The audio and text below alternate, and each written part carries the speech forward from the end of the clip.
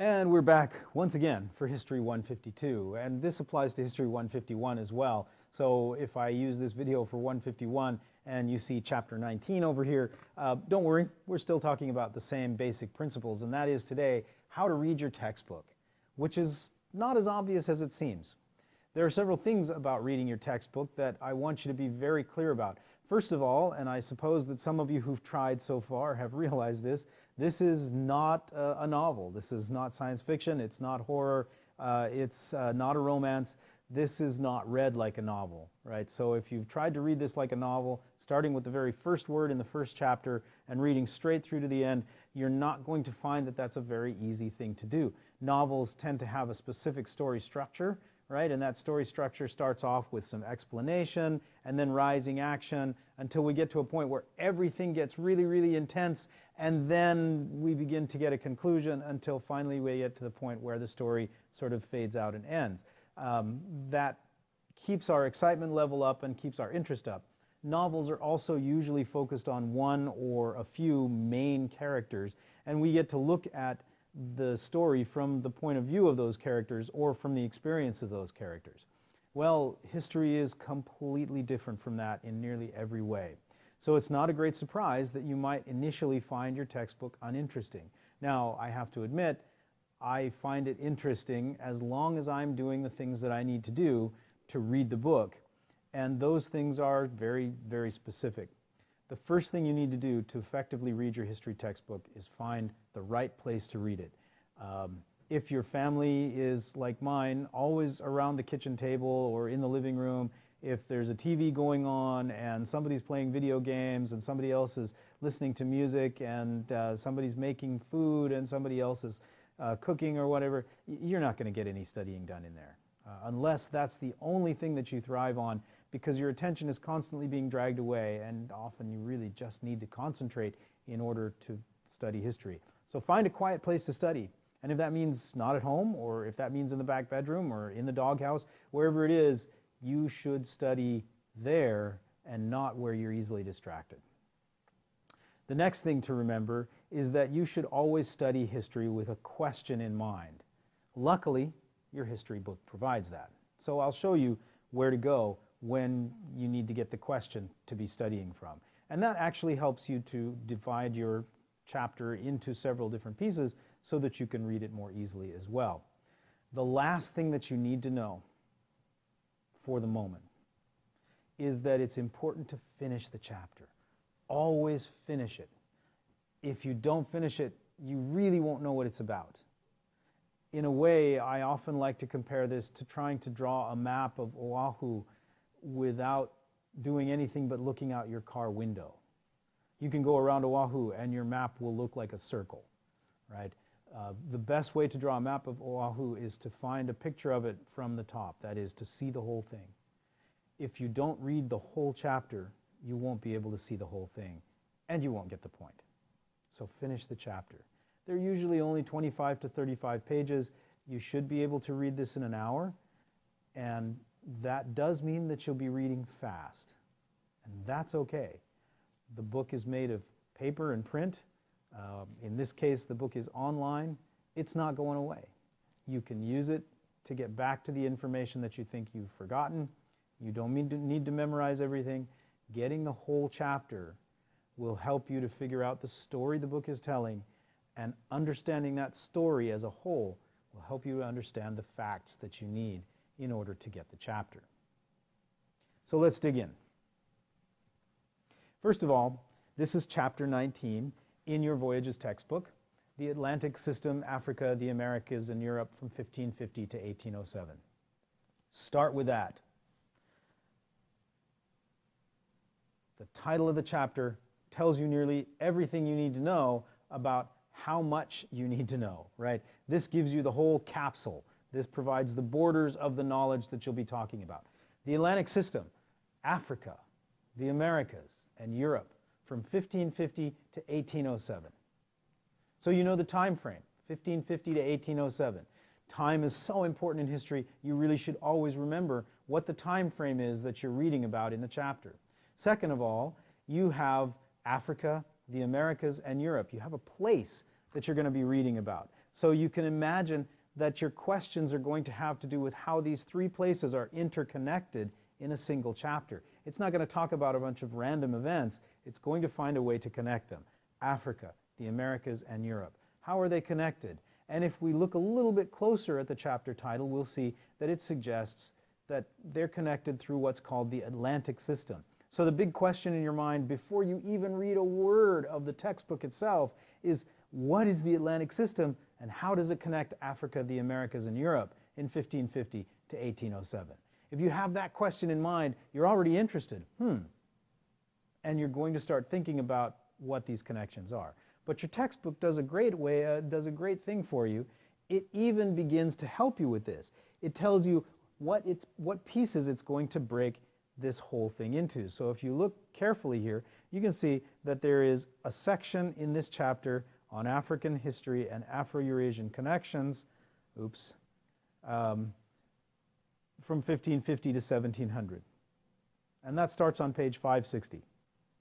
Since we're on page 568 here, that means that there's an introduction to the chapter, and then the first section is about African history and Afro-Eurasian connections.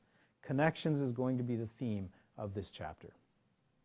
Then the second section, starting on page 565, is Africa and the Americas, the plantation complex. So here we have an interesting connection, right? We're going to look at the history of connections between Africa and Eurasia first, then the connections between Africa and the Americas, then we're going to look at Europe and the Atlantic world. So we have a new idea here, the Atlantic world. And then finally, at the end of the chapter, we'll be looking at the abolition of the British slave trade from 1772 to 1807. So we've also got a big hint, slavery is going to be a big part of this chapter. And if that wasn't enough, the very first part of this book talks about this man, Olaudah Equiano, and it tells you right down here that Olaudah Equiano wrote a book called The Interesting Narrative of the Life of Olaudah Equiano, or Gustavus Vasa the African. So this is an African man who's writing about his life in this period. And that's going to be critical to understanding the chapter. But your book gives you even more. If you just for a moment skip this introduction and you go to page 560, you'll find that there are focus questions. And these focus questions actually each correspond to a section of the textbook. How were existing African economic and political systems integrated into the Atlantic plantation system? What were the effects of this interaction on Africans and African societies? So we're going to look at existing African economic and political systems and how they're connected to the Atlantic plantation system. That's the first question you'll want to answer. So the book already has set you up with an organizational system that'll help you to understand everything. And if we go back then, we can read the introduction very quickly and begin to figure out, like we did with reading a primary source, exactly how this chapter is organized and what it's about. By reading this first chapter, in 1789, members of England's growing abolitionist movement, campaigning against the slave trade, provided an eager audience for a new publication, The Interesting Narrative of the Life of Olaudah Equiano, or Gustavus Vasa the African. So Europeans were reading Olaudah Equiano's book in 1789. For many, it was the first time they heard of an African voice narrate the horrors of slavery. The story of Olaudah Equiano, who lived from about 1745 to 1797, shows how he suffered as a slave, but also how he beat the odds. Equiano's readers learned of the horrors of the infamous Middle Passage across the Atlantic, and then it goes on to quote Equiano as he talks about this Middle Passage. This quote is in blue here. And we can get Equiano's actual words, which are pretty disturbing, and we learn a lot about his experiences as a slave in the Middle Passage.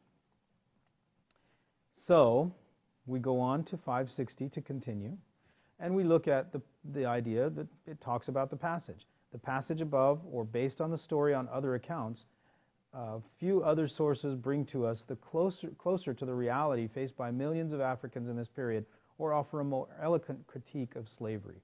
So we can tell already that this is a primary document, the book by Olaudah Equiano. His story is a primary document that tells us a lot about the experiences of Africans in this period. By 1745, when Equiano's life began, the Atlantic slave trade was at its height. Hundreds of thousands of Africans crossed the Atlantic every year.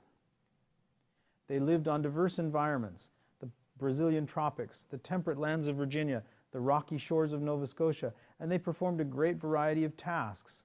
Most, however, were destined for the sugar plantations of the West Indies. Sugar was the foundation of the Atlantic economy. Okay, so we have a ton of information here about the connection of Africa to the Atlantic economy. Africa provides laborers in the form of slaves for the Atlantic economy, and the biggest product in the Atlantic economy was sugar, and most of that sugar was grown in what was known as the West Indies. Today we call that the Caribbean. So we're going to be talking about the West Indian economy, the Atlantic economy, and the connection of Africa to Eurasia and the Americas, the other participants in the Atlantic economy. In fact, the next paragraph says, complex interactions between Africa, America, and Europe characterized the Atlantic system. The so-called triangular trade sent Africans to the Americans as slaves. That's one side of the triangle. Sugar, tobacco, and natural resources from the Americas to Europe. That's another side of the triangle. And manufactured goods from Europe to both Africa and the Americas. That's another side of the triangle. If you were to take a map and draw these lines, you would see that what we have is a triangle that even has essentially arrows that show the direction of the trade. So we call this the triangular trade. Africans labored on American plantations whose profits enriched Europe, stimulating its economic growth, while in much of Africa, life became less secure. So the Atlantic economy has the biggest impact on Europe, Africa, and the Americas, and Africans, particularly African slaves, are a part of that economy. And that's going to help us to understand many of the reasons for not only the slave trade, but for the trades in goods, etc. So we've read this introduction. We have looked at the headline for the chapter. We've looked at the chapter organization. We've even looked at the focus questions down here. There is one other thing that I want to show you about how a chapter is organized. These sidebar bubbles, I guess you want to call them, are always related to people, events, places, or things that are put in bold in the chapter itself. And this particular one defines Olaudah Equiano, an Afro-British author who lived from 1745 to 1797, an abolitionist who told of his enslavement as a child in Africa, his purchase of his own freedom in the West Indies, and his move to England, and his wide travels as a sailor. So we now know who Olaudah Equiano was, and that helps us to understand why his book was so important. In fact, if you go back here, you can see that Olaudah Equiano's name is in boldface right here, and that corresponds to this bubble. That boldface says, we're going to define Olaudah Equiano for you. Now, every section of the chapter has a thesis statement and operates in the same way as an essay does. So we can understand this first section by reading the first paragraph. Judging the impact of the Atlantic slave trade on African history requires understanding Africa's cultural and geographic context. Contrary to common assumptions, Africa had not been an isolated continent. It had ancient connections to Europe across the Mediterranean, the Red Sea, and the Indian Ocean. So this first section of this chapter of the textbook is going to talk about African connections to Europe across the Mediterranean, the Red Sea, and the Indian Ocean. Africa connected to the world, and that will help us understand what that means when Africa gets connected to the Atlantic slave trade as well. So I hope that this brief discussion of the beginnings of Chapter 19 has helped you understand how the textbook is organized and how you can use it to read effectively for the information you need to do well in class. Thanks, and I'll talk to you again later.